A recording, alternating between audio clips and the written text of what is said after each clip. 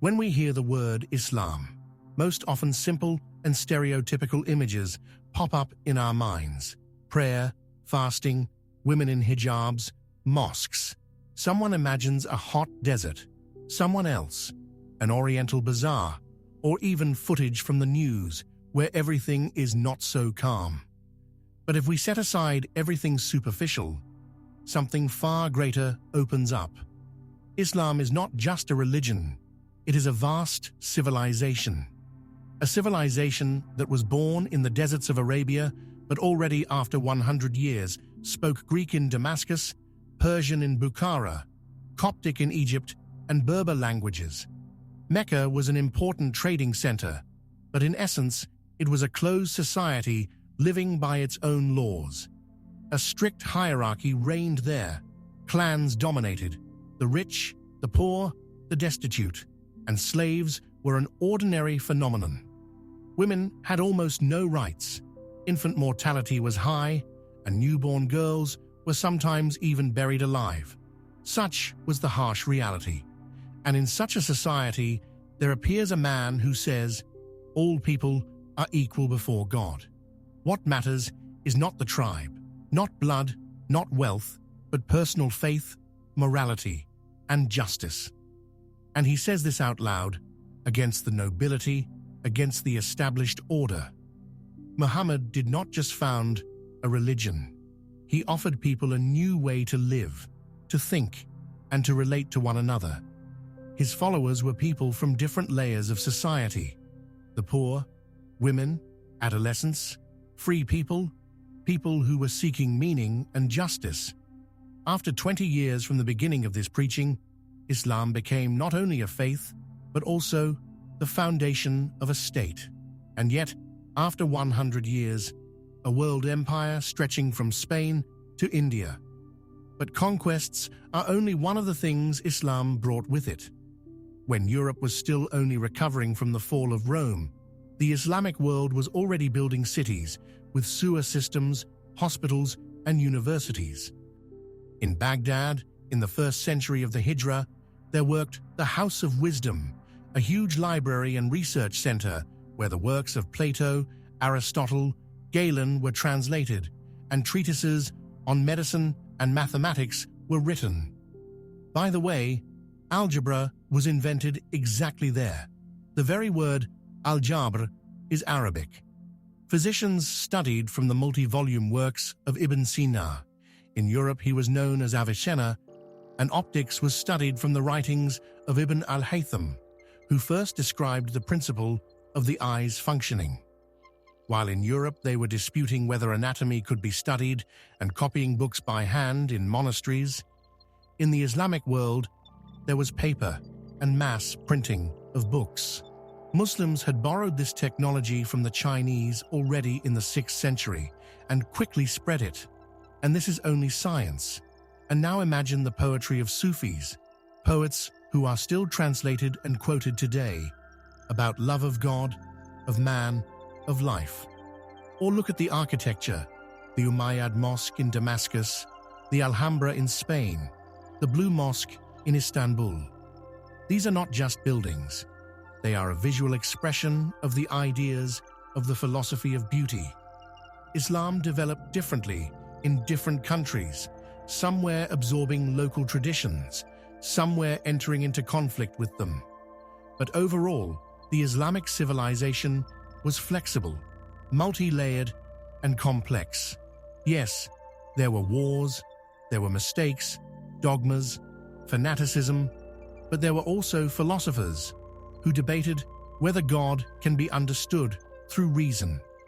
There were women who led circles for the study of hadiths and corresponded with scholars.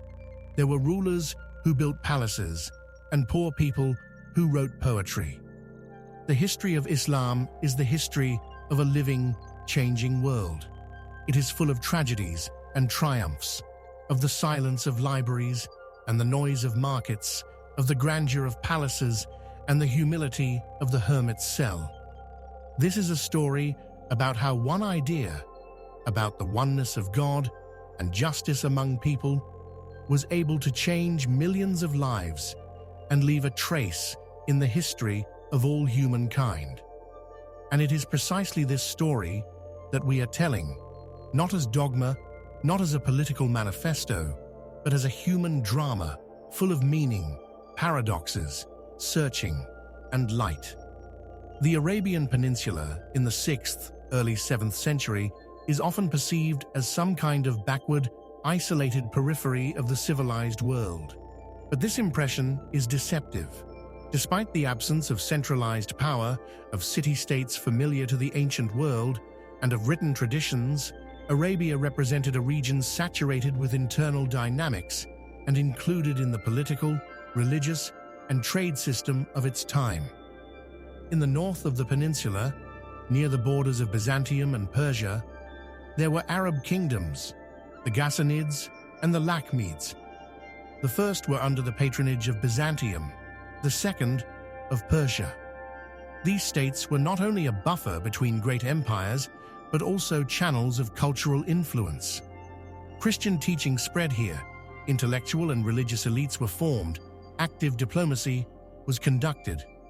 The Ghassanids adhered to the monophysite Christian doctrine, the Lakhmids to the Nestorian one, widespread in Persia, and were closely connected with Zoroastrians. Inside Arabia itself, there were no kings, only tribes united by blood ties and a system of mutual obligations. In society, there were laws of honor, a poetic tradition, and a living memory. The poet in pre-Islamic Arabia played the role of chronicler, ideologue, and often mediator in intertribal conflicts. His word carried weight, comparable to the authority of a leader. The largest city of the Hejaz was Mecca.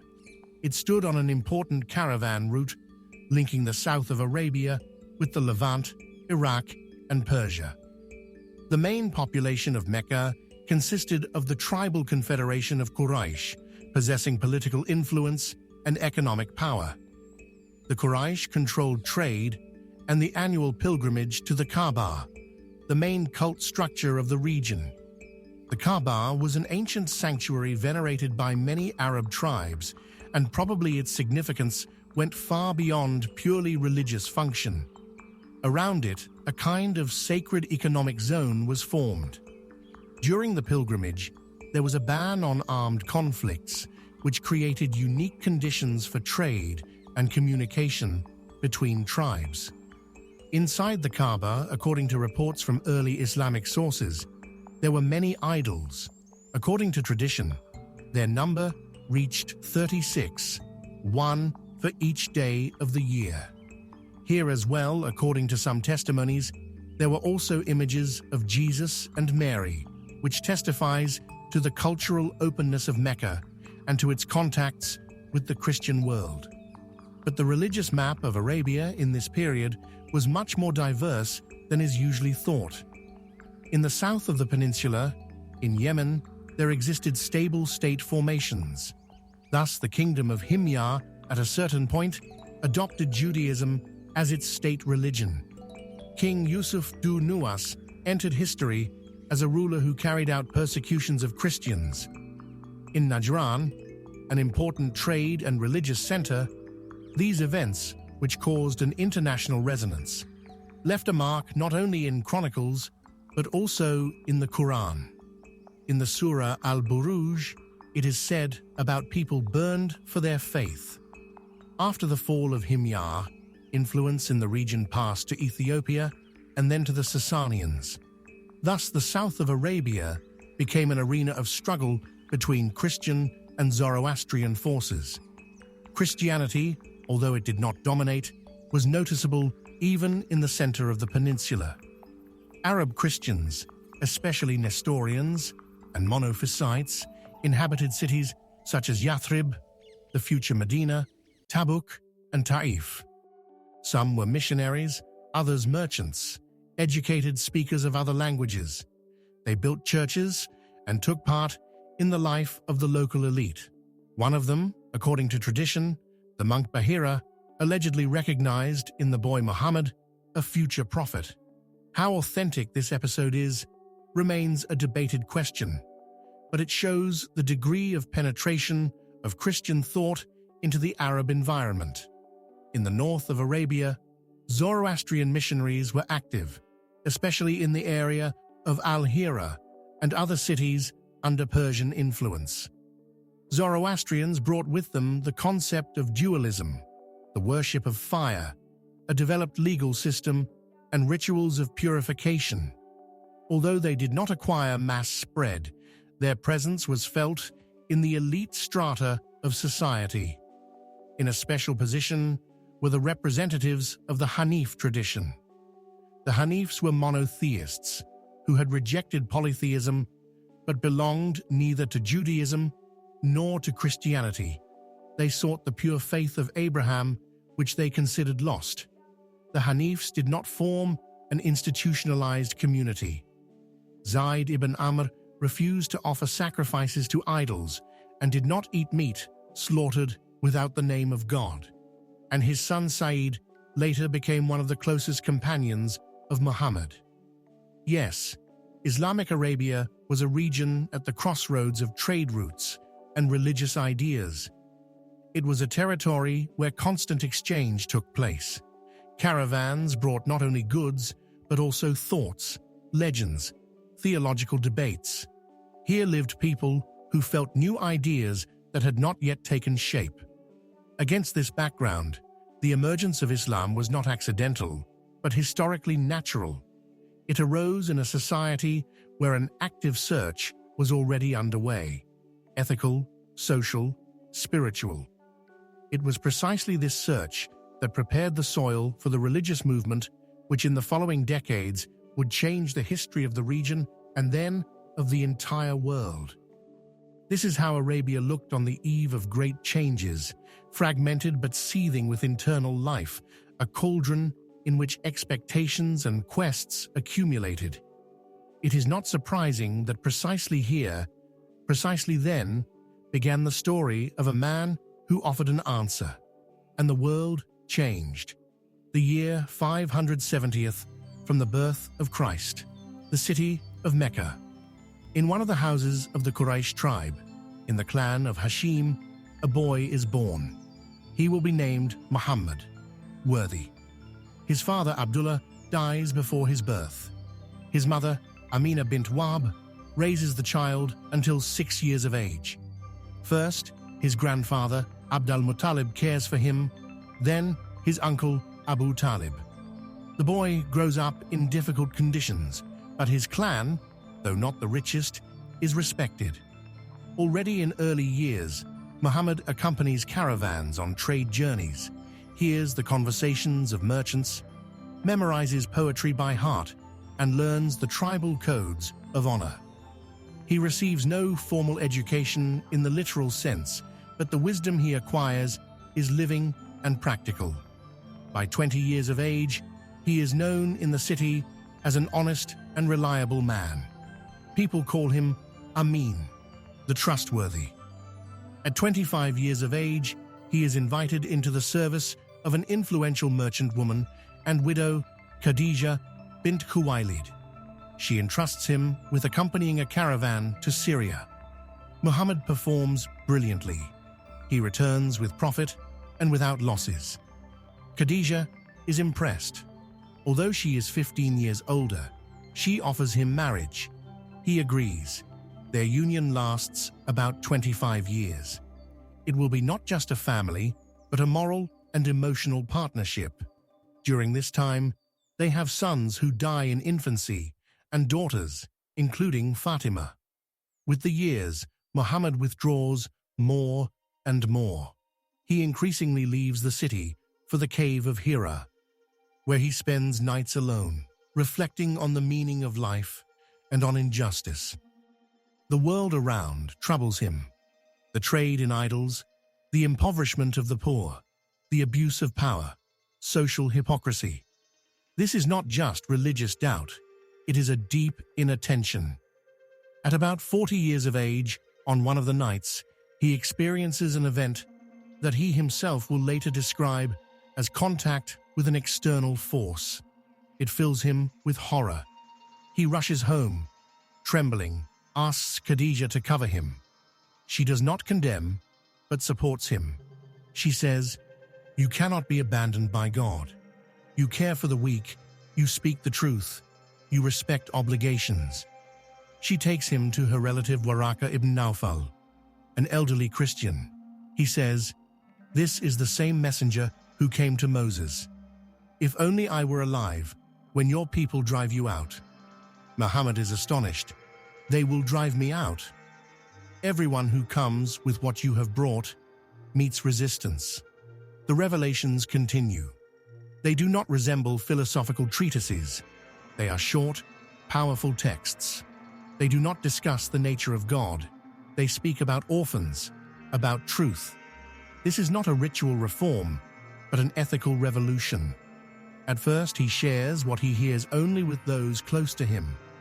Khadija becomes the first to believe, then the young Ali, the freedman Zaid, the friend Abu Bakr. These are different people, of different origins, but united by a common moral sensitivity. The call does not go beyond private conversations. Then it becomes public. He stands on the hill of Safa and says, "If I told you that behind the hill there is an army, would you believe?" "Yes," they answer. "Then no, I am a warner." From this moment, the open phase begins. The reaction is at first mixed. They turn away, but when he begins to deny the power of idols and to say that before God all are equal, hostility begins. The elders of the Quraysh hierarchy offer him a deal. One of the leaders, Utbah ibn Rabi'ah, says, "Do you want wealth? We will make you the richest. Do you want power? You will become a leader. Do you want women? We will choose the best. Only stop." In response, Muhammad recites the lines of Revelation and is silent. Utbah returns and says, "This is not sorcery and not poetry. This is something else." Persecutions begin. At first social, they mock Muslims, they do not speak to them. Then economic, they are forbidden to trade. Then physical, slaves are beaten, free men are blackmailed.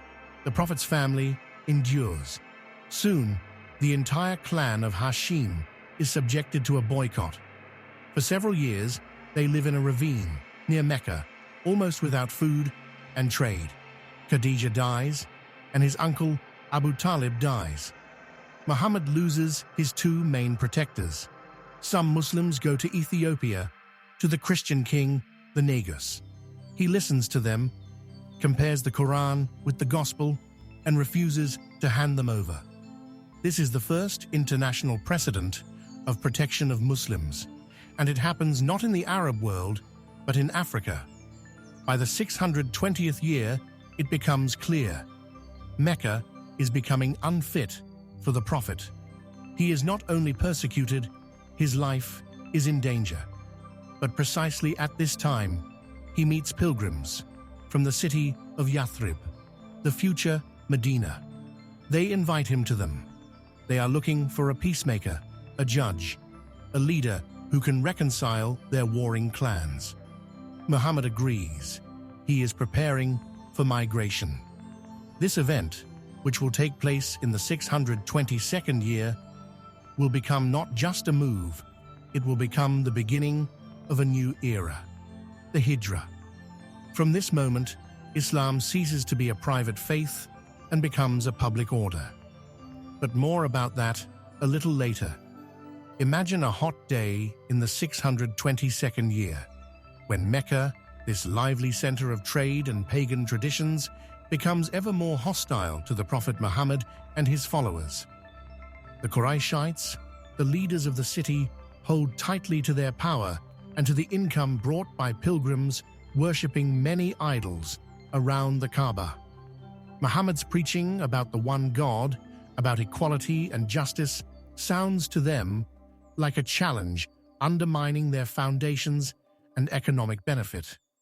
Years of patience and exhortation bring no fruits, and after the death of his uncle Abu Talib, who, despite his unbelief in Islam, protected his nephew by the laws of the clan, and of his wife Khadija, his first follower and moral support, Muhammad's position becomes especially vulnerable. The Qurayshites increase the pressure, forbid trade with the Muslims, expel them from society, and some are even subjected to physical torture. At this moment, from Yathrib, a city 300 kilometers to the north, which later will be called Medina, comes an unexpected proposal. Two local tribes, Aws and Khazraj, who for decades had been fighting each other over land, power, and old grievances, learn about Muhammad through his preaching and meetings on trade routes. They see in him not just a preacher, but a man capable of putting an end to their conflicts, and having accepted Islam, invite him to move to them as a leader and arbiter. Thus begins the Hijrah, an event which will become a turning point in the history of Islam. It is not just a move, but a carefully planned escape, full of tension and danger. The Qurayshites, having learned of the intentions of the Muslims, act decisively. They announce a reward for Muhammad's head and begin to watch his every step. The Muslims leave Mecca gradually in small groups so as not to attract attention. Some leave under the guise of merchants, some under the cover of night, leaving behind their houses, property, and accustomed life. Muhammad himself delays until the last to make sure that the majority of his supporters are safe. Finally, he sets out together with Abu Bakr, his closest companion. They choose not the direct road, but a roundabout route through the desert to throw the pursuers off the trail. On the way, they hide in the cave of Thar, a small mountain cleft a few kilometers from Mecca. The Qurayshites, armed and full of determination, reach the very entrance of the cave. According to tradition, at this moment, something astonishing happens. A spider, in only a few hours, weaves a thick web at the entrance, and pigeons build a nest nearby, creating the impression that the cave has long been empty. The pursuers, seeing this, decide not to waste time on inspection and go further. After 3 days, having made sure that the danger has passed, Muhammad and Abu Bakr continue their way. After several days of difficult crossing of the desert, avoiding the main roads and relying on the help of guides, they arrive in Medina on the 24th of September. This day becomes the beginning of the Islamic calendar, a new era for Muslims. In Medina, Muhammad is met with a warm welcome. The inhabitants of Yathrib, especially those who have already accepted Islam, see in him not only a spiritual leader, but also a man who can unite their fragmented society. The first thing he does is lay the foundation of a mosque. The construction goes quickly. The Muslims, migrants from Mecca, and the locals work together, building a simple structure of clay and palm branches. This mosque becomes not only a place for prayer, but also the center of all community life. Here, they gather for discussions, resolve disputes, and plan the future. Muhammad strives to unite the migrants with the local inhabitants who have accepted Islam. He introduces a system of brotherhood. To each migrant, a brother from among the Medinans is assigned. For example, one Ansar divides his house in half, giving one half to a Hajji. Another brings part of his harvest or his livestock. Thus, kindness and mutual help erase boundaries, and people become brothers in faith. But life in Medina does not immediately become calm. The Meccan Qurayshites are not going to leave the Muslims in peace. They see in their escape a challenge to their power and begin to prepare for military actions. In Medina itself, not everything is smooth either.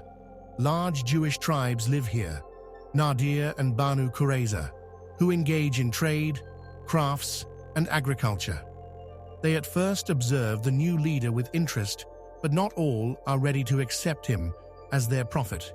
In addition, there appear hypocrites, a group of people who outwardly accept Islam to preserve their influence, but inwardly remain loyal to old traditions and wait for a convenient moment to act against Muhammad.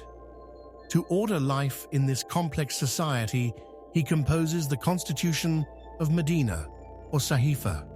This document, written soon after arrival, becomes the first treaty in history which unites all the inhabitants of the city, Muslims, Jews, and even the remaining pagans, into one political community called the Ummah. It spells out clear rules. Each group lives according to its own customs, but all are obliged to defend Medina from external enemies and to resolve disputes through Muhammad as the supreme judge. If someone from the inhabitants attacks another, all must rise against the aggressor. The Jews, for example, are obliged not to help the enemies of the Muslims, and the Muslims to respect their rights. This was a step toward creating a society where loyalty was built not on blood ties, but on common consent and responsibility. Muhammad governs Medina, combining the spiritual role with practical leadership. He does not sit aside, but actively participates in the life of the community. For example, he often gathers his companions for counsel or shura to discuss important questions. Before the Battle of Uhud, in the 625th year, he asks the opinion of his people to stay in the city or to go out to meet the enemy. The majority insist on going out beyond the walls. And although he himself leans toward defense, he agrees. The battle ends in defeat. But Muhammad does not blame those who insisted on their opinion, but accepts the lesson. His approach to justice is also noteworthy. Once a young man who had stolen food is brought to him. Instead of immediately punishing him, he asks, "Why did you do this?" Learning that the man was starving, Muhammad orders that he be fed and that work be found for him so that he can earn honestly. This shows that for him the law is not simply punishment, but a way to correct the person and society. Relations with the Jewish tribes develop with difficulty. Initially, they agree to the constitution, hoping that he will become their ally or even a prophet in the spirit of Jewish traditions. But in the 624th year, he changes the direction of prayer, the Qibla, from Jerusalem to Mecca. This becomes for them a sign that Islam is a separate path. Tension increases. Banu Qaynuqa, the tribe of jewelers, enters into conflict with the Muslims. One of them insulted a Muslim woman, which led to a fight and death. Muhammad demands observance of the treaty, but the tribe refuses to submit. And in the 624th year, after a short siege, they are expelled from Medina. Banu Nadir, farmers and owners of palm groves, fall under suspicion. In the 625th year, they are accused of conspiring with the enemies. After the siege of their fortress, they too leave the city, going north. The most severe case happens with Banu Qurayza in the 627th year. After the Battle of the Trench, the Meccans and their allies besiege Medina, and Banu Qurayza, despite the treaty, begin negotiations with the enemy. When the siege collapses, they are accused of treachery. Sa'ad ibn Mu'adh pronounces the decision. The men are executed, and the women and children are turned into slavery. This harsh punishment remains one of the most disputed pages of history. With other tribes, Muhammad acts differently. With some, he concludes alliances. With others, he fights. The Battle of Badr in the 624th year, where the Muslims with small forces win, becomes a turning point. It strengthens his authority and attracts new supporters.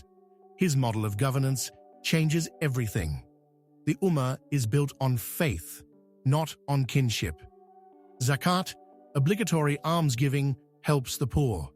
The Constitution introduces the concept of law for all. Even slaves, like Bilal ibn Rabah, a former Ethiopian captive, become respected members of society. He, for example, is the first to call to prayer with his powerful voice. Once a Jewish leader asks, "If you are a prophet, why are you not like Moses with his miracles?" Muhammad answers, "Every prophet is sent for his time. I am a mercy for all peoples." When a noble woman from the Qurayshites steals and asks for clemency, he says, "The law is one, even if you were my daughter Fatima." And before the Battle of the Trench, when the Persian Salman suggests digging a trench around the city, an idea foreign to Arabian traditions, Muhammad not only agrees, but also himself takes up the spade, working alongside the others.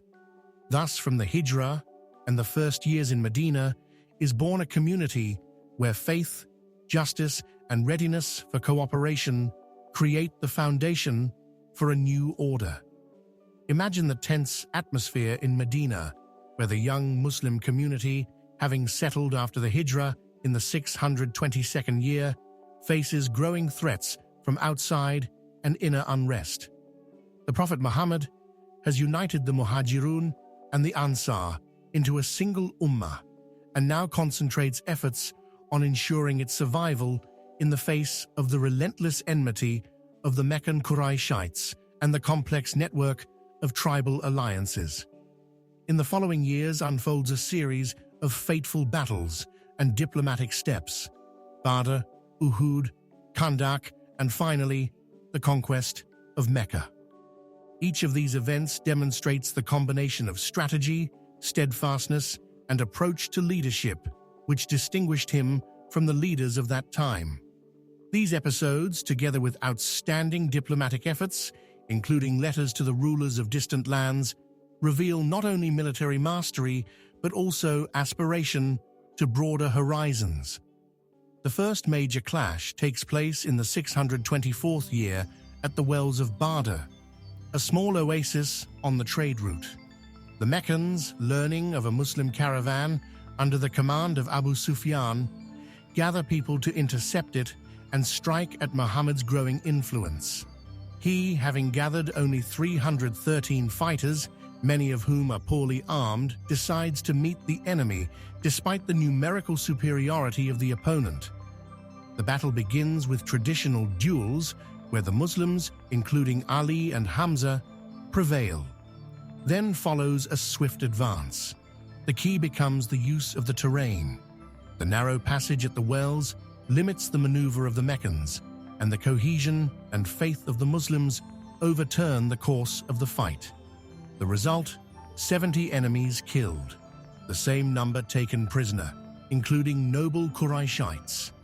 The victory not only brings spoils, but also strengthens Muhammad's authority, showing that his strategy rests on the superiority of spirit, not on brute force.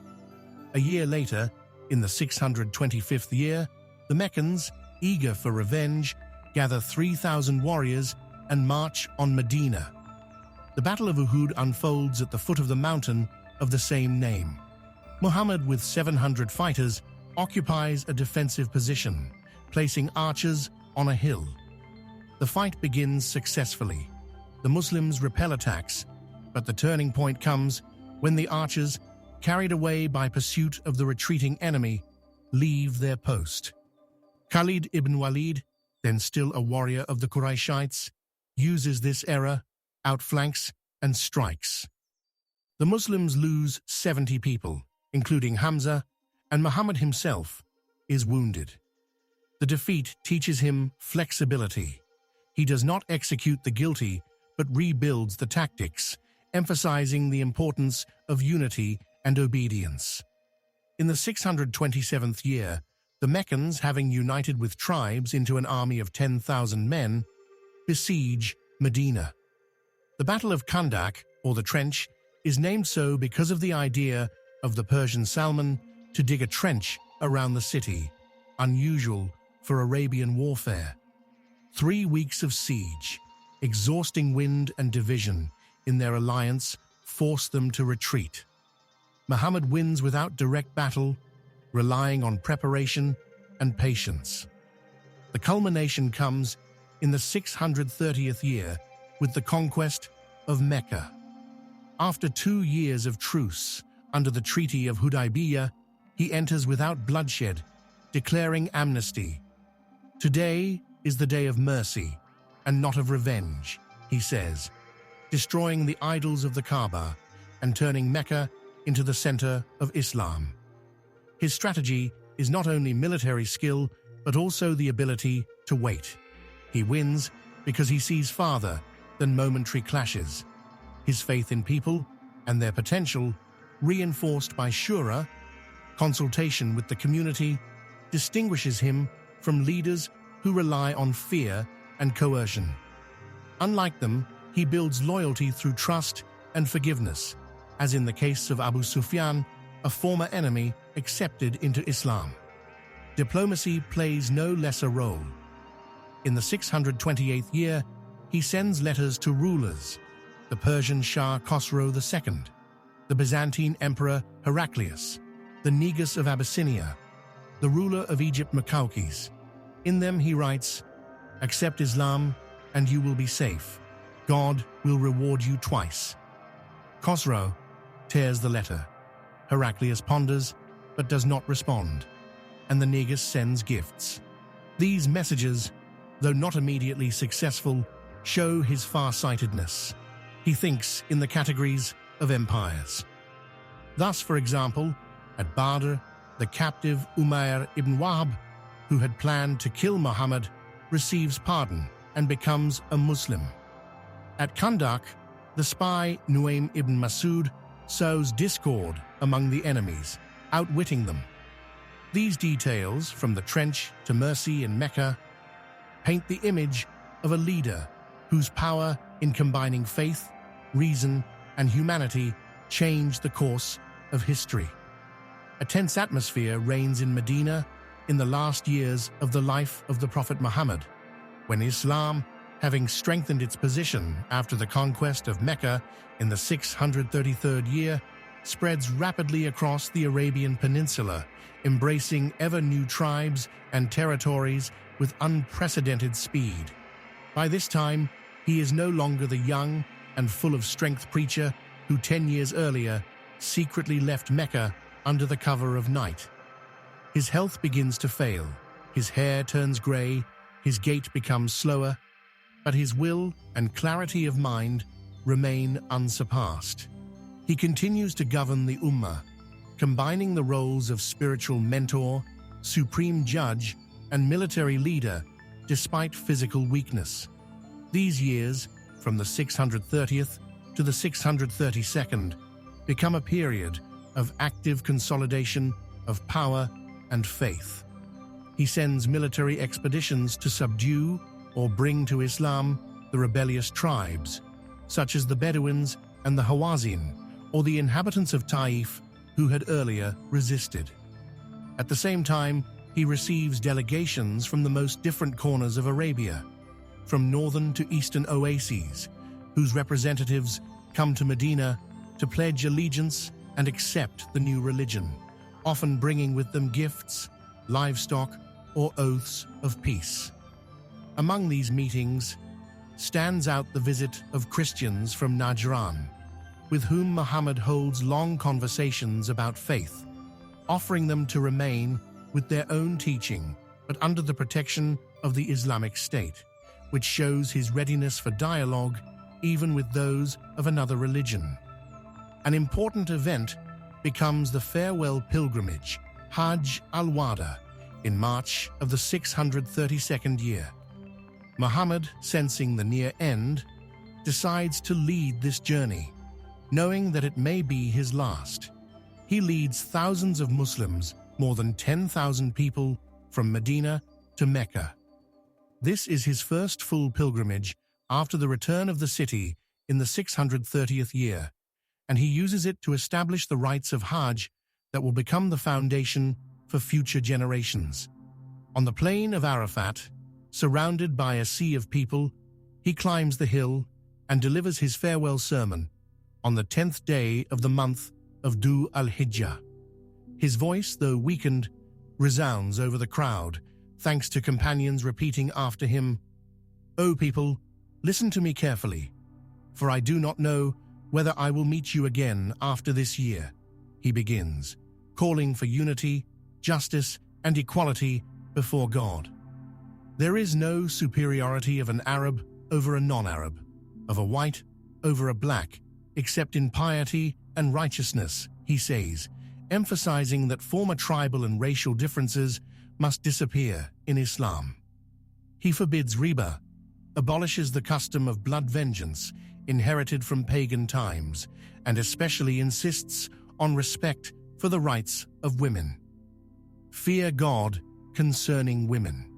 They are your helpers, he instructs. Concluding the speech, he asks, "Will you convey this message to those who are not present here?" And the crowd answers with a loud, "Yes." Then he, lifting his gaze to the sky, says, "Be witness," as if summing up his mission before eternity. After the Hajj, he returns to Medina, but soon his condition worsens. A fever, beginning as a slight malaise, intensifies. He spends the last weeks in the house of his wife Aisha, the daughter of Abu Bakr, who cares for him with tenderness and anxiety. His body can no longer rise, but he continues to give instructions. His voice becomes a weak whisper. He asks for ink and parchment to write something important, but the companions, fearing for his state, do not dare to do it, which later causes disputes about his intentions. In the last days, he says, "Guard the prayer and those under your care," addressing those around him. On the 8th of June of the 632nd year, at the age of 63 years, Muhammad departs from life. His head rests on the knees of Aisha. She later recounted, "He died with a slight smile, as if he had seen angels or the gardens of paradise." This moment, quiet and almost imperceptible, shakes the community. The death of the Prophet causes turmoil. Many refuse to believe that their leader, their link with the divine, has gone. Abu Bakr, maintaining composure, comes out to the people gathered at the house of Aisha and says, "Whoever worships Muhammad, let him know that Muhammad is dead. Whoever worships God, let him know that God is alive and does not die." A verse from the Quran brings them back to reality. Umar snatches a sword and shouts, "The Prophet has not died. He has ascended as Jesus did. I will strike down anyone who says otherwise." He has to be restrained and calmed until he accepts the truth. Chaos threatens to engulf the community, but Abu Bakr takes leadership into his own hands. The question of succession. The Prophet left no clear instruction about who should lead the Ummah after him. He did not name an heir. This causes bewilderment and disagreements. The Ansar, the helpers from Medina, gather in the Saqifa of Banu Sa'idah, the covered courtyard of one of the local clans, to choose a leader from among themselves. They fear that the Meccan Muhajirun, as earlier followers, will take power for themselves.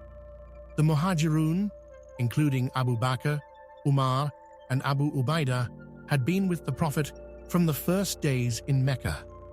Debates heat up. Voices turn into shouts. Umar later recalled, "We almost reached for weapons." But Abu Bakr, known for his calmness and wisdom, offers himself as a compromise. He is supported, though not everyone is satisfied. Some, especially the supporters of Ali, the cousin and son-in-law of Muhammad, believe that power by right of blood should have passed to him. This dispute, though suppressed at that moment, leaves a crack which later turns into the loss of a leader.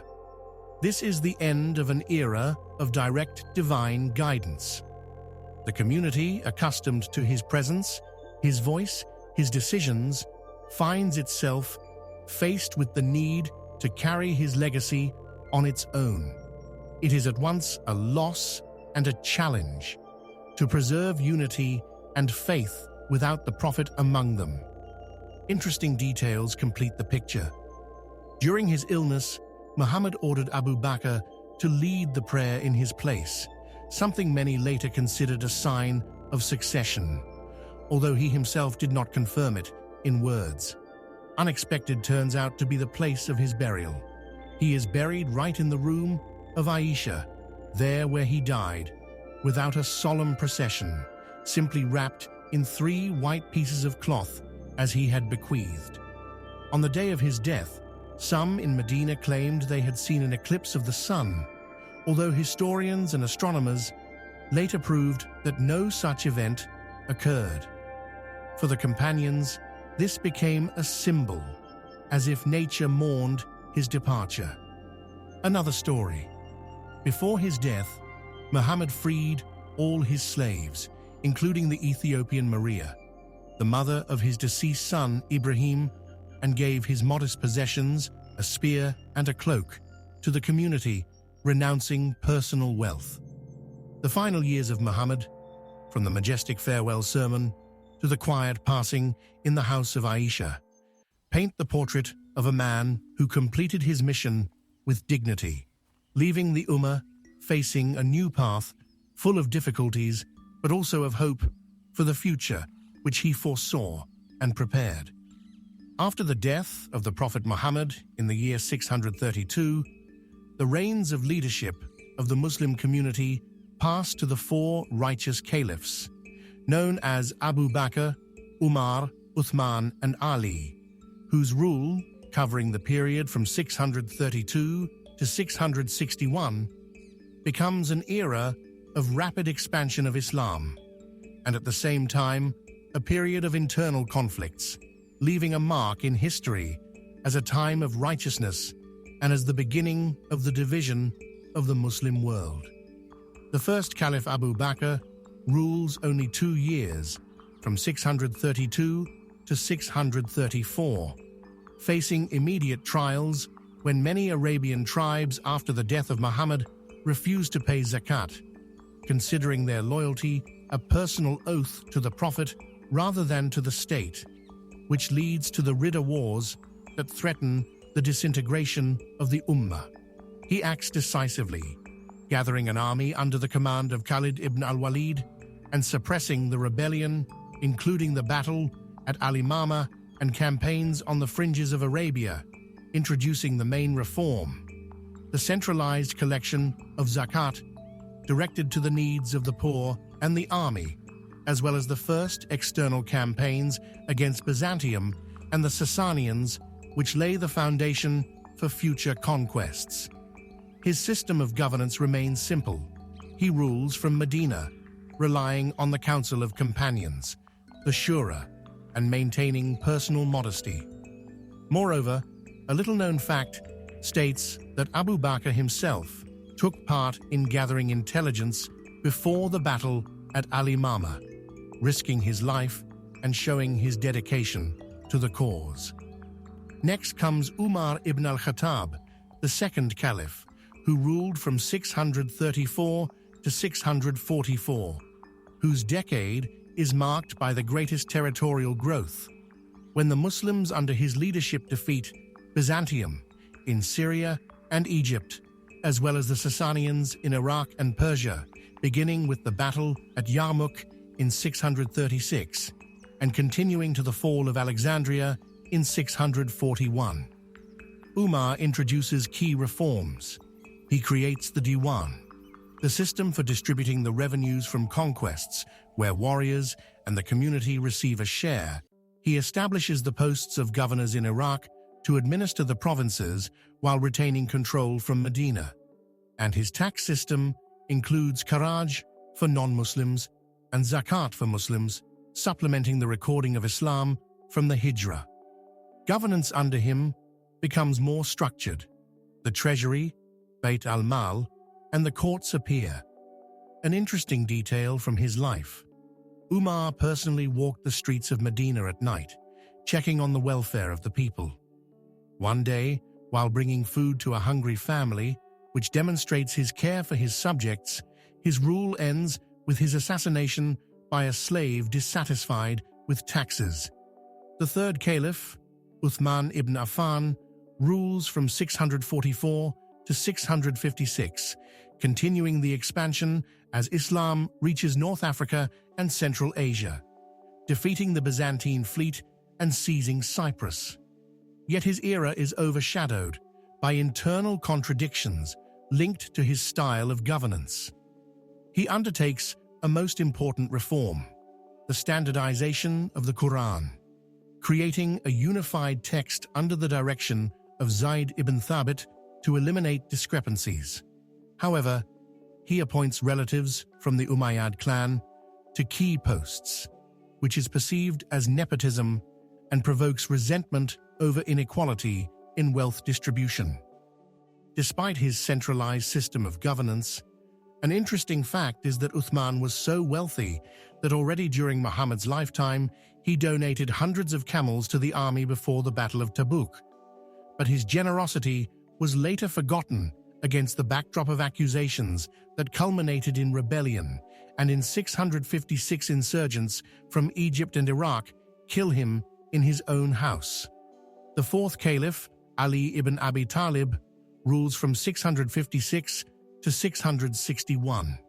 He assumes power amid chaos and tries to restore justice, dismissing Uthman's governors and demanding trial for his killers, which meets resistance and weakens the system of governance as provinces begin to act independently.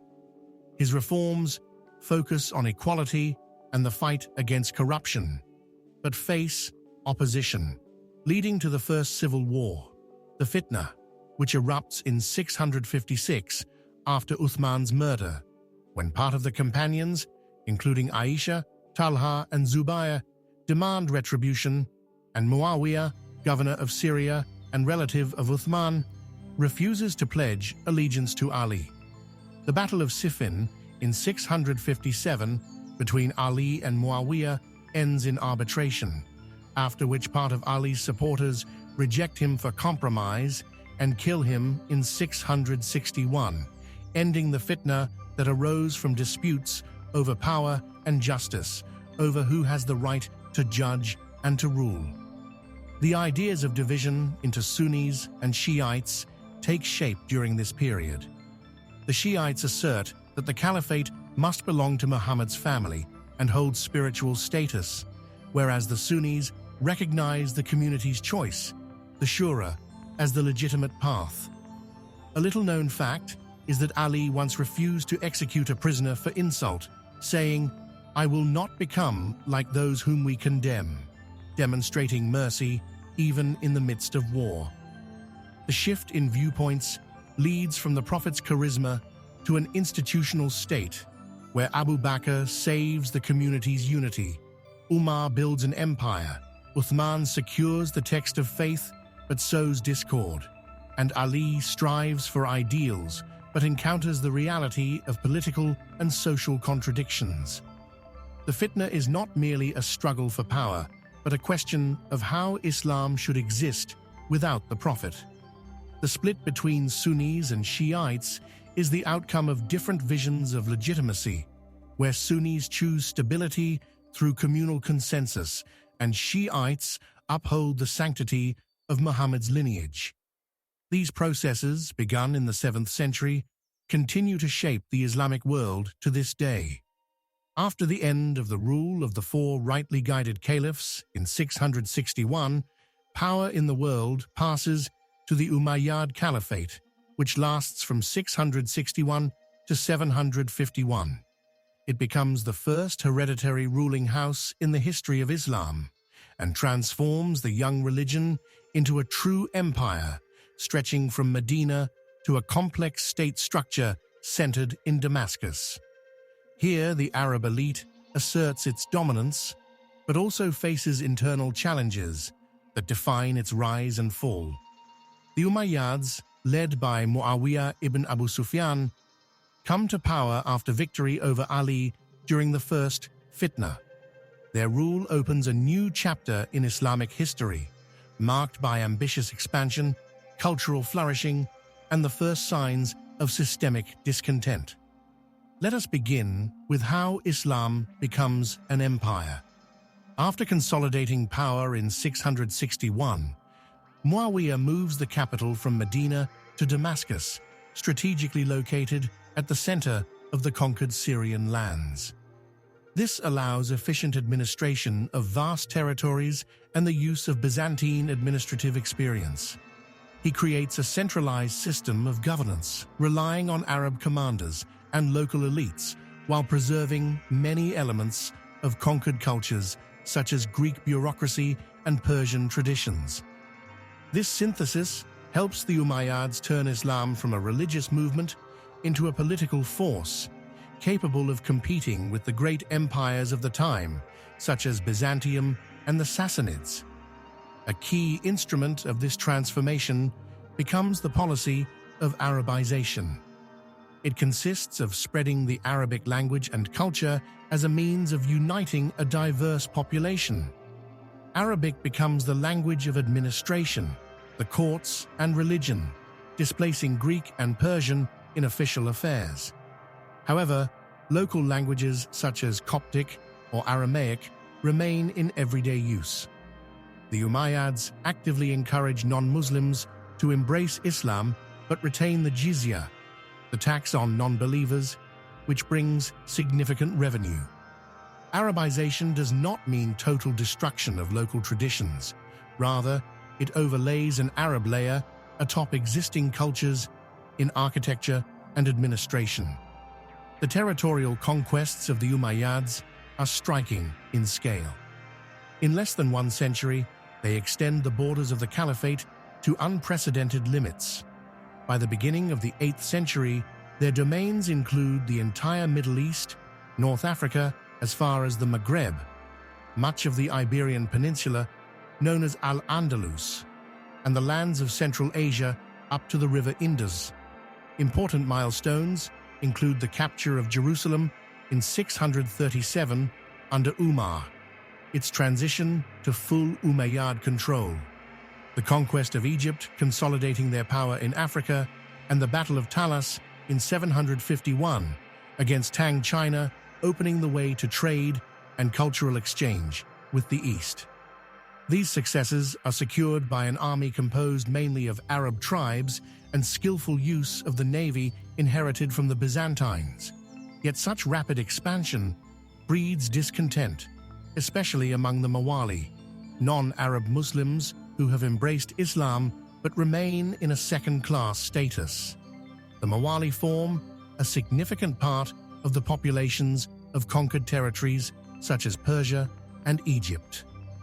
They pay the same taxes as non-Muslims despite their faith, which creates a sense of injustice. The Umayyads are reluctant to grant them equal rights with Arabs, maintaining privileges for descendants of the first Muslims. This leads to growing tension, especially in the eastern provinces, where the Mawali become the driving force of anti-Umayyad uprisings that promise equality. The architecture and culture of the Umayyads reflect their imperial status and synthesis of traditions. One of the symbols of their power is the Dome of the Rock in Jerusalem, built in 691 under Abd al-Malik. This structure, with its golden dome adorned with Byzantine-style mosaics, demonstrates not only religious significance but also political might, affirming Islam on the Holy Land. In Damascus, the Great Umayyad Mosque rises in 706.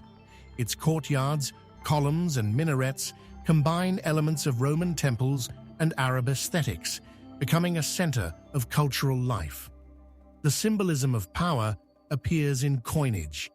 The Umayyads are the first to mint their own money with Arabic inscriptions instead of Byzantine and Sassanid images, underscoring independence. Culture thrives thanks to the translation of Greek and Persian texts, the development of poetry, for example the love verses of Akhtataliyah, and science, although this flourishing is often attributed to the Abbasids. A rare fact, the Umayyads built a network of roads and caravanserais, such as Qasr al-Hayr in Syria, to support trade and military campaigns. This is rarely mentioned, but shows their contribution to infrastructure. Another example is that Caliph al-Walid I in 711 ordered the construction of a hospital in Damascus, one of the first in the Islamic world, where the poor were treated for free, including Christians and Jews. This underscores their pragmatism and tolerance, despite discontent. New religious disputes and the extravagance of later caliphs, such as Yazid II, weakened the caliphate. In 750, the Abbasids, relying on the eastern provinces and supporters from among the Mawali, overthrow the Umayyads at the Battle of Zab, annihilating the dynasty except for one survivor, Arachna. This is an era of greatness and contradictions. It turns Islam into an empire, but its obstinate policies and social fissures predetermine its collapse, leaving a rich legacy in culture, architecture, and governance that continues to influence the Islamic world. After the fall of the Umayyad Caliphate in 750, power passes to the Abbasid caliphs, who will rule from 750 to 1258. This epoch, spanning more than 5 centuries, becomes the golden age of Islamic civilization, a time of scientific, cultural, and intellectual revolution when the Islamic world not only preserves the heritage of ancient traditions, but also enriches it, creating a powerful center of knowledge. The Abbasids, rising on the wave of Mawali discontent and supported by the eastern provinces, move the capital from Damascus to Baghdad, founded in 762 by Caliph al-Mansur on the banks of the Tigris. This city becomes a crossroads of cultures, trade, and ideas. Their rule marks a shift from the rigid policies of the Umayyads to a more inclusive model in which Persians, Turks, and other peoples play key roles. Let us begin with the scientific and intellectual revolution, whose heart becomes the House of Wisdom. Beit al-Hikmah, founded in Baghdad under Caliph Harun al-Rashid at the end of the 8th century, and reaching its height under his son al-Mamun in the 9th century. This is not merely a library, but a center of research, translation, and debate where scholars of different faiths and cultures gather. The House of Wisdom becomes a symbol of the Islamic world's openness to knowledge. Here works of Aristotle, Plato, Hippocrates, Euclid, and Ptolemy are translated from Greek into Arabic, preserving the ancient heritage lost in Europe. The greatest figures of this era are Al-Khwarizmi, father of algebra who gave his name to the algorithm, and Ibn Sina, known in the West as Avicenna, whose canon of medicine remains an authoritative text until the 10th century. Al-Khwarizmi, working in the House of Wisdom, introduces Indian numerals, including 0, into Arabic mathematics, revolutionizing calculation. Ibn Sina synthesizes Greek philosophy with Islamic theology, creating encyclopedic works on medicine and metaphysics. Translators such as Hunayn ibn Ishaq, a Christian from Baghdad, play no less important a role. He translates hundreds of texts by Hippocrates and Galen, adapting them for the Arabic world with exceptional precision. Interaction with Greek, Indian, and Persian tradition underlies this revolution. The Abbasids inherit astronomy and mathematics from India, for example, trigonometry developed by al-Battani, philosophy and logic from Greece, and the Persian tradition brings administrative experience and literary wealth, as in 1001 Nights. This cultural synthesis produces original achievements. Al-Kindi, the first Arab philosopher, joins the ancient heritage with Islamic thought. Al-Farabi writes treatises on the ideal state inspired by Plato. The internal policy of the Abbasids evolves from strong centralization to gradual decentralization. Early caliphs such as Harun al-Rashid, ruling from 786 to 809, strengthened power through a developed bureaucracy and an army including Persian and Turkic warriors. Yet by the 9th century, the caliphate faces crises such as the Zanj rebellion and the growing influence of Turkish guards who by the 10th century begin dictating their will to the caliphs.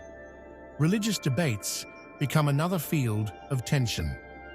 The Mutakallimun, rationalist theologians, argue about the nature of the Quran and free will.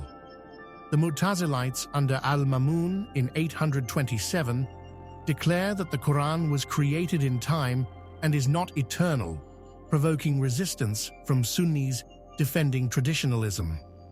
This struggle peaks in the Mihna, the Inquisition. Ahmad ibn Hanbal is forced to accept Mu'tazilite views, but Sunni consensus ultimately prevails. Examples of the era's complexity are striking.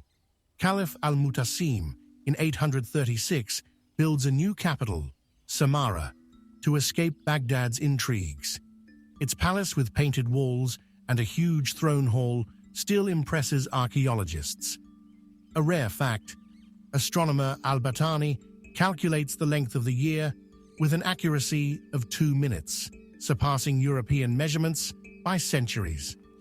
Another example, poet Abu Nuwas, living under Harun al-Rashid, writes verses about wine and love, defying strict norms but remaining a favorite at court, showing the era's thirst for creativity. The caliphate loses political power due to fragmentation. The Seljuks seize Baghdad in 1055, limiting the caliphs to a religious role.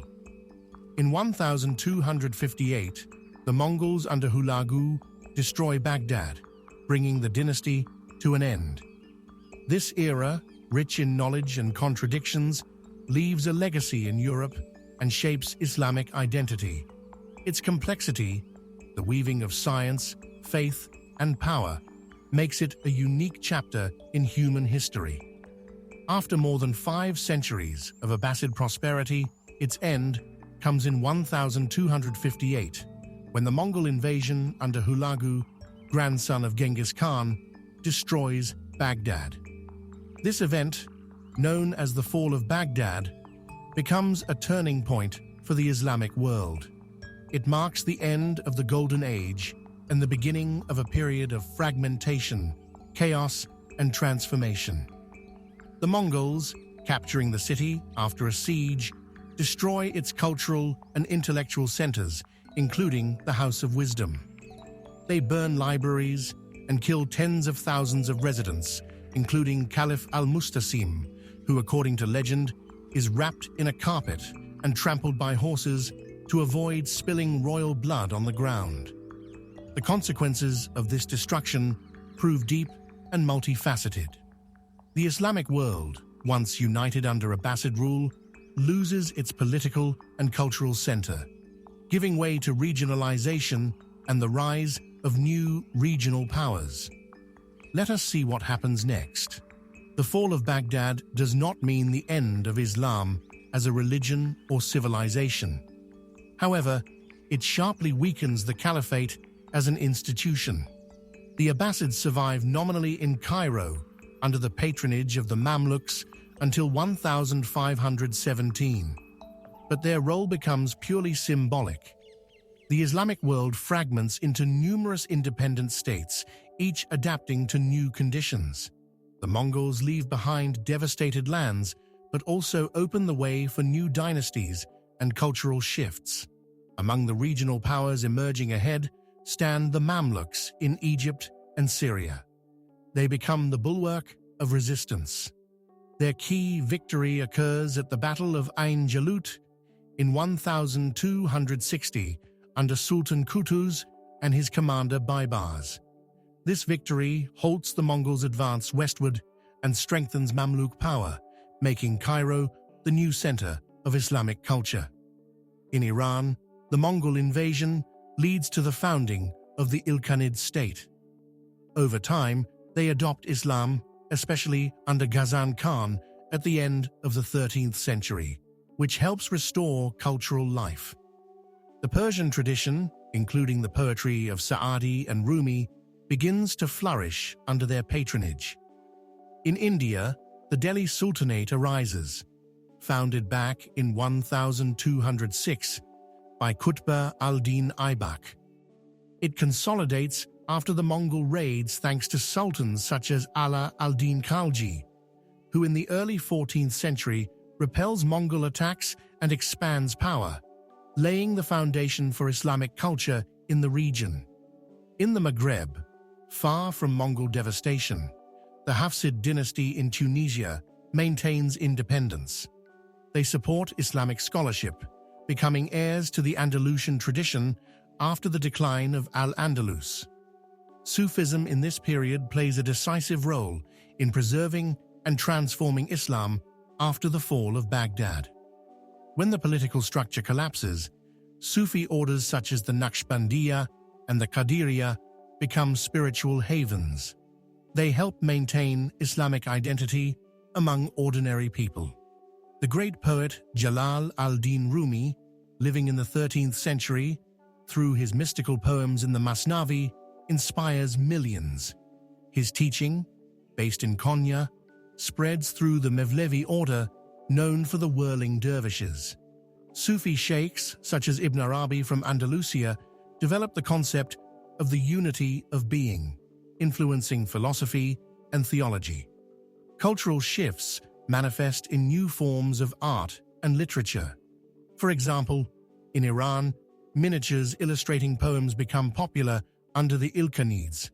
A rare fact, after the fall of Baghdad, scholar Nasir al-Din al-Tusi, who survived under the Mongols, establishes an observatory in Maraga, preserving astronomical knowledge. Another example, Baybars, himself a former slave, builds mosques and schools in Cairo, including the Al-Azhar Mosque, which becomes a symbol of revival. The Mongol invasion and the fall of Baghdad destroy the old order, but they also open an era of regional diversity. The Islamic world adapts through new dynasties, Sufism, and cultural renewal. This transformation, full of losses and achievements, shows the resilience of Islam in times of crisis. After the fragmentation of the Islamic world caused by the Mongol invasion and the fall of Baghdad in 1258, the era of the early modern period begins. Onto the stage of history step the three largest Islamic empires, the Ottoman, the Safavid, and the Mughal. They become the dominant powers from the 15th to the 19th century. These states turn not just into political giants, but into true cultural and religious laboratories. Here, Islam acquires new forms, intertwining with local traditions and the ambitions of rulers. Each empire interprets Islam in its own way. They create unique systems of law and governance, leave masterpieces of architecture and art, face the challenges of reform movements. Their histories are full of intrigue, luxury, and unexpected details that make this era captivating. Let us immerse ourselves in their world and examine each one in turn. The Ottoman Empire begins at the end of the 13th century, when Osman I, chief of a small Turkic tribe in northwestern Anatolia, begins to expand his domains. Its flourishing falls in the 15th century under Suleiman the Magnificent. This sultan is known in Europe as the Magnificent, and in the Islamic world as Kanuni, meaning the lawgiver, turning the empire into a superpower. It stretches from Hungary to the Persian Gulf, and from Algeria to the Caucasus. The Ottomans follow the Sunni madhab, one of the four legal schools, notable for its flexibility and pragmatism. For them, the Sultan is not only a secular ruler, but also a protector of the faith. In 1453, Mehmed the Conqueror renames Constantinople Istanbul and makes it his capital. The city becomes the heart of the Islamic world. In 1517, Selim I, nicknamed Yavuz, meaning the Grim, conquers Egypt. He overthrows the last Abbasids in Cairo and assumes the title of Caliph. This establishes the Ottoman sultans as leaders. Interestingly, this title was initially more a political maneuver to legitimize power over the Arab lands than a sincere religious calling, which provoked disputes among the ulama. The Ottoman system of governance combines Sharia with the Sultan's decrees, qanuns. They regulate taxes, military service, and even everyday matters such as the size of turbans. Thus, a flexible system of administration is created. A distinctive feature, the millets, religious communities, Christians, Jews, and other minorities manage their own courts and schools under the oversight of Istanbul. Ottoman culture is a vivid synthesis. They absorb Byzantine grandeur, Persian refinement, and Turkic simplicity. Poetry flourishes at the court. Fuzuli writes his divans in 3 languages, Turkish, Arabic, and Persian, praising love and mysticism. Architecture reaches its peak with the Süleymaniye Mosque in Istanbul. It is built in the 1550s by the genius Sinan. Its 4 slender minarets and huge dome, inspired by Hagia Sophia, symbolize power. An interesting detail: Sinan, the son of a Greco-Christian, was recruited through the Devshirme system, in which boys from non-Muslim families were taken into the Janissaries. He designed more than 400 buildings, including bridges and palaces. Reform movements within the empire are diverse. The Bektashi order blends Sufism with folk beliefs. Later, in the 18th century, the Ottomans faced the Wahhabi challenge from Arabia, demanding a strict return to the origins. The Safavid Empire arises in Iran in 1511. Its founder, the young Ismail I, only 14 years old, proclaims himself Shah. He establishes Twelver Shi'ism, a radical step, distinguishing the Safavids from the Sunni Ottomans and Mughals. For them, Islam is a mystical journey. The 12 imams, beginning with Ali, are considered infallible. Ismail asserts that he is a descendant of the 7th Imam Musa al-Kazim, and even hints to his followers at a messianic role. Turkic tribes in red turbans with 12 stripes in honor of the imams see in him almost an incarnation of divinity. The Safavid state structure is a theocracy. The Shah, the shadow of God on earth, unites spiritual and secular power. Sharia here is stricter than among the Ottomans. Shiite ulama play a central role in administration. Safavid culture is imbued with Persian refinement.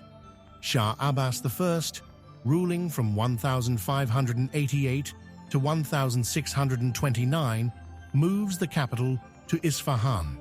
He turns it into the jewel of the empire. Naqsh Jahan Square, with the Sheikh Lotfollah Mosque covered with tiles and symmetry, shines. Art reaches its peak in the miniatures of Reza Abbasi, enlivened by fine lines and bright colors in scenes of hunting and feasts. A curious fact: Shah Ismail himself wrote poems under the pseudonym Katai. He praised Ali and mystical love. His poetry is still popular among Azerbaijanis. Reformist ideas in Safavid Iran are tied to Shiite messianism, but Shah Abbas later moderates extremes, strengthening centralization. The Mongol, that is, Mughal, Empire in India begins in 1526. Babur, a descendant of Timur and Genghis Khan, wins the Battle of Panipat and founds the dynasty. Its flowering falls under Akbar from 1556 to 1605. The Mughals follow Sunni Islam, but Akbar pursues the policy of Sul-i-Kul, universal conciliation. He seeks to unite Muslims, Hindus, Jains, and even Christians. In religious debates at Fatehpur Sikri, he creates a syncretic image of the empire. The Mughals are a centralized monarchy with a developed bureaucracy. Sharia is applied gently, yielding to local customs and the Padishah's decrees. Mughal culture is a rich synthesis of Persian, Indian, and Central Asian. The Taj Mahal, built by Shah Jahan in 1632 for his wife Mumtaz, embodies the height of their architecture. Its white marble and symmetrical minarets radiate harmony. Art flourishes in miniatures, illustrating the Babur name, the memoirs of the founder. An interesting detail: many Padishahs, including Jahangir, wrote poetry. The son of Shah Jahan left verses about his love for Mumtaz. Babur described the nature of India with the lyricism of a traveler. Reform movements among the Mughals are rare, but Akbar faces resistance from the ulama. Later, Aurangzeb, in 1658, returns to strict Islam, reinforcing Sharia. These three empires, each with its own soul, show how Islam adapts to the age. The Ottomans build the Sunni world. The Safavids raise Shi'ism to a mystical ideal. The Mughals seek harmony in diversity. Their differences in faith, culture, and administration create a rich mosaic. It still inspires and amazes. After the era of the great Islamic empires, the Ottoman, Safavid, and Mughal, there begins a turbulent and complex period of the 19th and 20th centuries, when the traditional world encounters waves of change generated by the Industrial Revolution, colonial expansion, and the ideas of the Enlightenment. This stage becomes a time of trials and of searching for new paths. European powers such as Britain, France, and Russia subjugate vast territories of the Islamic world, from North Africa to South Asia, leaving Muslim societies facing the question: how to preserve their faith and identity under foreign domination. In response, various currents arise: reformism, Islamism, modernism, each offering its own strategy of adaptation. We shall trace how Islam responded to these challenges, meet bright thinkers such as Jamal al-Din al-Afghani, Muhammad Iqbal, and Ali Shariati, and learn how the religion took root in Europe and the United States of America. Colonialism strikes the Islamic world in the 19th century with unprecedented force. By the beginning of the 20th century, Britain controls India and parts of the Arabian Peninsula. France seizes Algeria, Tunisia, and Morocco, and the Russian Empire subjugates Central Asia and the Caucasus. The Ottoman Empire, once a formidable superpower, by this time is weakened and nicknamed the Sick Man of Europe. In 1924, its last caliph, Abdul I, is deposed. The caliphate is officially abolished, an event that shakes Muslims to their core. Colonization brings not only political oppression, but also cultural shock. Western ideas such as secularism, nationalism, and progress penetrate Muslim societies, forcing them to rethink their faith. Yet instead of passive acceptance, Islam responds with a wave of reform. Reformism becomes one of the first answers to the colonial challenge. Its pioneer is Jamal al-Din al-Afghani, born in 1838 in Iran, although he often presented himself as Afghan to unite Muslims of different regions. This charismatic thinker travels through India, Egypt, the Ottoman Empire, and even Europe. Through education and unity, he sees in Western science and technology a tool that Muslims must master to restore lost power. His famous phrase, "Islam is a religion of reason, not blind submission," reflects the aspiration to reconcile faith with modernity. Together with his student, Muhammad Abdu, the Egyptian Mufti, he calls for the renewal of Sharia, asserting that Islam is originally flexible and capable of adaptation. Their ideas inspire a generation of reformers. Though al-Afghani remains an enigmatic figure, it is said he once debated European philosophers in Paris over coffee in a cafe, a bold cultural gesture for that time. Parallel to reformism arises Islamism, a current seeking salvation in a return to pure Islam. One of its vivid representatives is Hassan al-Banna, who founds in 1928 in Egypt the movement the Muslim Brothers. He believes that Western influence corrupts Muslims and calls for a society built exclusively on Sharia. His slogan, "The Quran is our constitution," sounds as a challenge to colonial authorities and secular elites. Islamists, unlike reformers, often reject modernization, seeing it as a threat to spiritual values. Yet their influence grows, especially among the poor, weary of foreign oppression. A curious fact, al-Banna was fond of clocks and even opened a workshop, symbolic of his idea to order Islamic society. Modernism offers another path, combining Islam with Western ideas. One of its leaders is Muhammad Iqbal, born in 1877 in Punjab, then part of British India. A poet, philosopher, and lawyer, he studies at Cambridge and Munich, absorbing European thought, yet remains a deeply faithful Muslim. Iqbal dreams of the reconstruction of religious thought in Islam, so he calls his book of 1930. His poems such as The Complaint, in which he addresses Allah, asking why Muslims have lost their former greatness, become an anthem of awakening. He writes, "The heart of a Muslim is a sword, his reason a shield." Iqbal inspires the creation of Pakistan, although he does not live to see its independence in 1947. It is astonishing that this modernist adored Nietzsche, but reinterpreted his ideas. Another powerful figure, Ali Shariati, the Iranian thinker, born in 1933, educated in Paris. He combines Shiite theology with Marxism, creating a revolutionary ideology.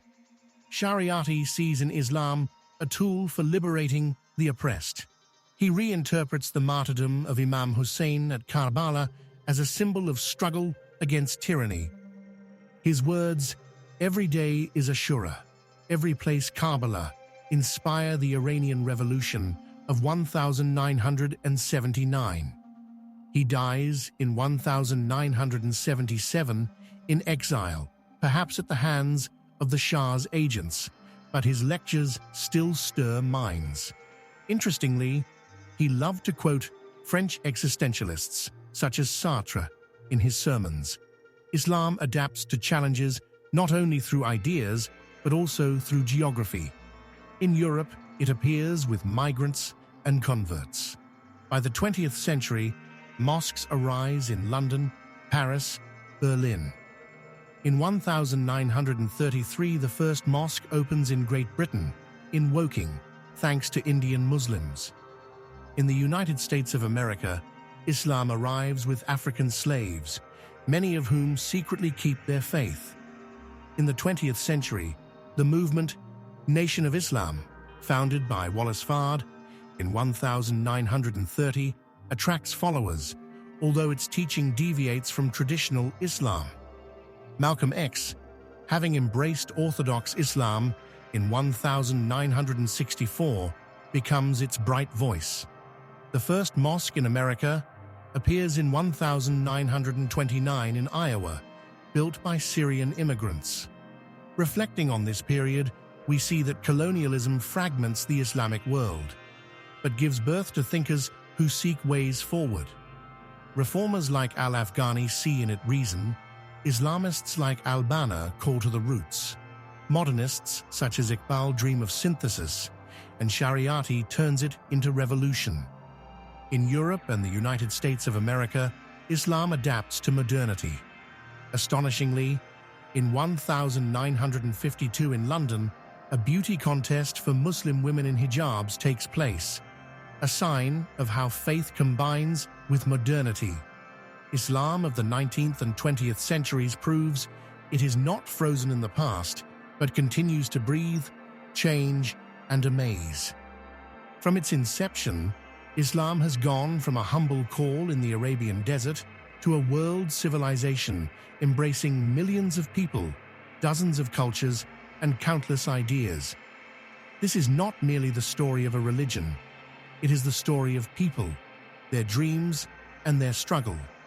We have seen how Muhammad united tribes in Medina, how the Umayyads and Abbasids built empires, how the Ottomans, Safavids, and Mughals created their unique worlds. We have observed how Islam survived crises, from the Mongol invasions to colonial oppression, and each time found the strength to be reborn, whether through Sufi ideas, the rationalism of the House of Wisdom, or the revolutionary fervor of Shariati. The history of the faith has been an anchor in the storms of time. Islamic civilization is not a monolith, but a living fabric woven of triumphs and tragedies, of the search for truth and the striving for justice. Let us recall a parable from the Sufi tradition. One day, a traveler asked a sage, "What is light?" The sage replied, "Light is what you see when the veil of time opens through the world." Islam, like this light, has always been an inner flame carried by people through the centuries, illuminating the path through art, science, and ethics. Today, in a world torn by conflicts and the search for meaning, Islam offers not only the richness of its culture, but also compassion for the weak, justice for neighbors, and a mindset that teaches one to see unity in diversity. Its history shows a civilization lives as long as its ideas and people willing to embody them live. And perhaps the main lesson of these 14 centuries is that within every crisis lies the seed of a new beginning, if there is the will to nurture it.